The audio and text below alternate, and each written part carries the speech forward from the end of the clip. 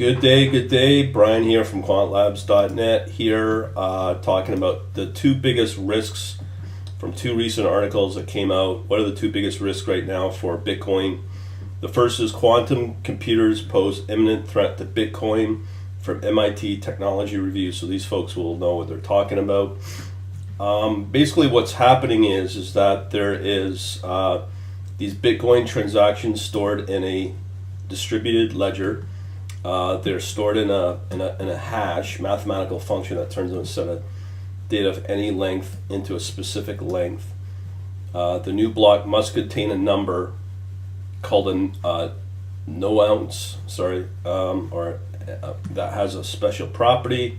It's hashed, combined mathematically with the content of the block, and must be less than a specific target.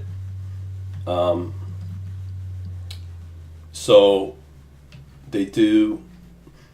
There's a process called mining is rewarded to bitcoins, and So when you look at, here's the other thing.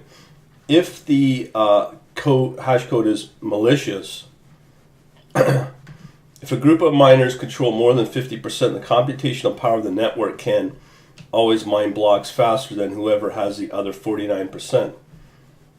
In effect, it controls the ledger.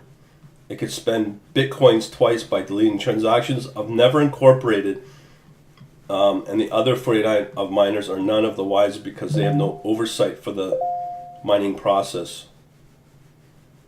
Creates a malicious opportunity for a malicious owner of a quantum computer to put to work as a Bitcoin miner. Now, that's the thing.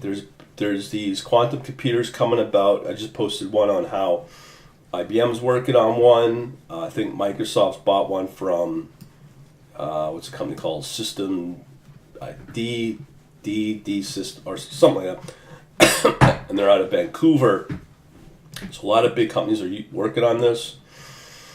So I think the way the generation of computing hardware is taking place is that it's going to hit us sooner than we think, and these malicious owners could usually be the nefarious parts of the government, like the NSA, trying to break these, or Russians or Chinese, trying to do away with the trust of Bitcoin. So anything's possible.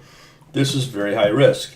The other high risk is I put out an article on my Facebook a few days ago stating that some homes in Siberia are being heated by Bitcoin miners. Quite interesting, but here is the energy costs to mine and run these networks for Bitcoin is astronomical. Even though the Bitcoin is going up, somebody needs to be paid, and the miners get paid very little. So when you look at that, as long as those miners are happy, they will always keep mining Bitcoin up until the limited supply. And I think that is really the big reason why the price of Bitcoin's continuously going up, as well as the demand for it to be the alternative safe haven bet, which is kind of taking place right now globally with asset managers. So I'll put these two posts in my blog. You'll get them in the description of the video or the podcast. So hopefully that will help you out. Thanks for listening. Talk to you later.